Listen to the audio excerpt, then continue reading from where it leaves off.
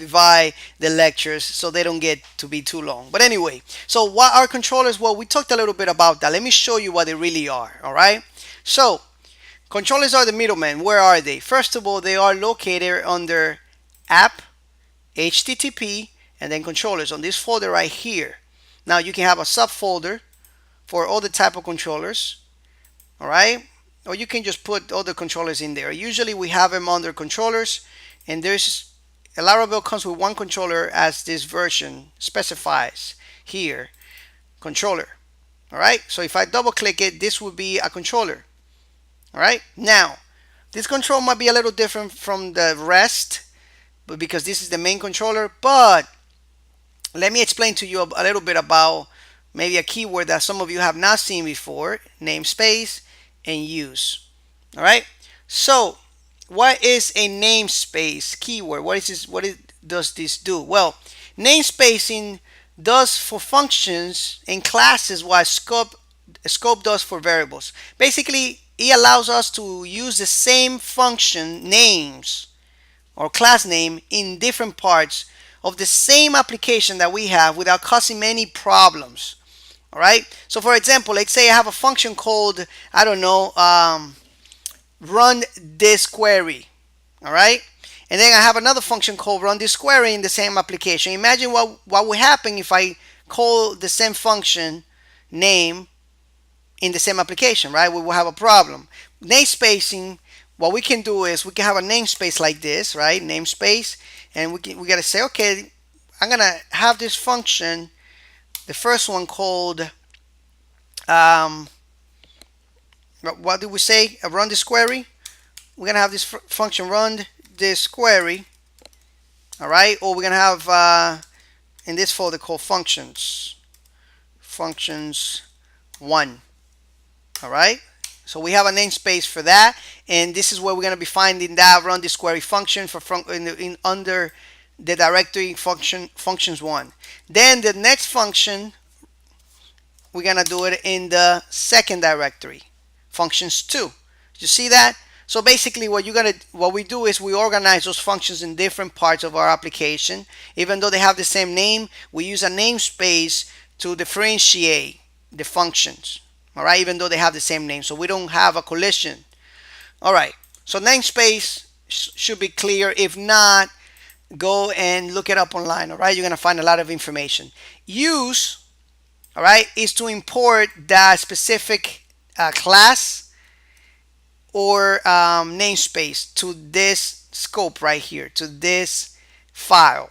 So if I want to use this everything that's here, all right, in this file, I will use use. So it will import that class or that namespace to our current file so we can use that functionality. That's what use does. All right, you're going to see that a lot in Laravel. All right, but anyway, let's get it over with the controller. So now controllers, we can create a controller. It's super simple.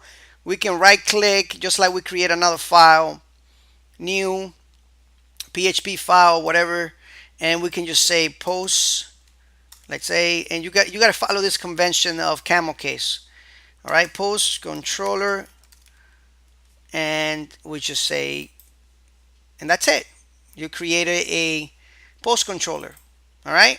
Now in Laravel, there is an easier way to do this, to create a controller, and it's using the terminal right here, PHP Artisan, or the command line tool, PHP Artisan. Let me just delete this. I'm gonna right click it, and I'm going to delete it. Right now, if I use PHP Artisan and this little tool right here, this terminal in PHP Storm, is the same thing as using the terminal itself. All right, we just have the convenience of using it right here inside PHP Storm for those of you that have PHP Storm. But if you don't have PHP Storm, get your terminal and type in PHP Artisan. All right, make controller. All right, so as you can see, I'm doing make controller, all lowercase, and this has to be done exactly like this, and then the name of your controller. So post controller. If I do it like this and I click enter, it will create that controller. Now if I go back to my editor and I click it, you can see that it is creating. If I double click it, you can see that it already has a namespace for me. It's importing the requests. All right, and I even have the class defined already. So I just have to start writing my methods right here. All right.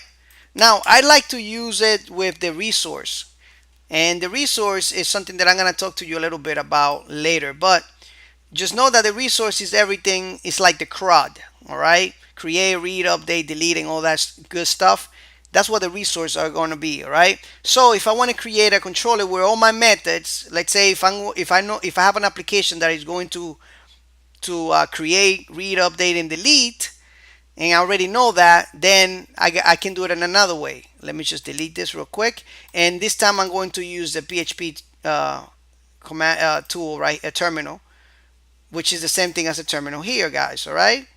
And for those of you that are using Windows, the same thing as your command, as your Git or command prompt, right? So I'm gonna do this: PHP artisan make colon controller,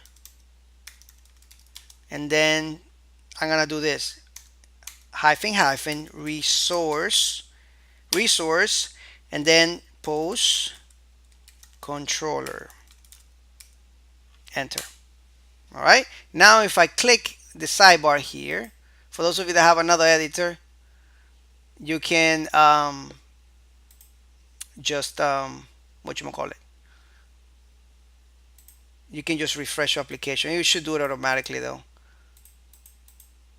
All right. Mine's taking a little bit to do for some reason. I'm gonna refresh here, and I'm gonna click synchronize. No, actually.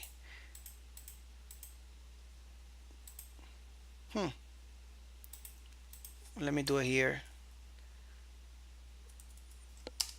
Resource, enter. Oh, it already exists. It's just not here in my application yet. Let me see if it is now. Depending on your computer and your okay, there we go. Now it's here. If I double click it, I click on this little arrow to bring that down.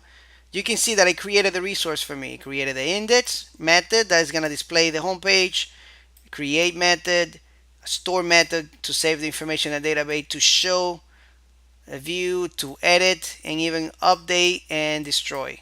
So that's what we talk about, what we mean with resource. All right. So this is the controller, right?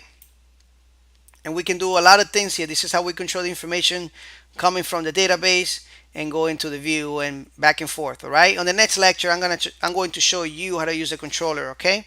Thank you so much, and I'll see you in the next lecture.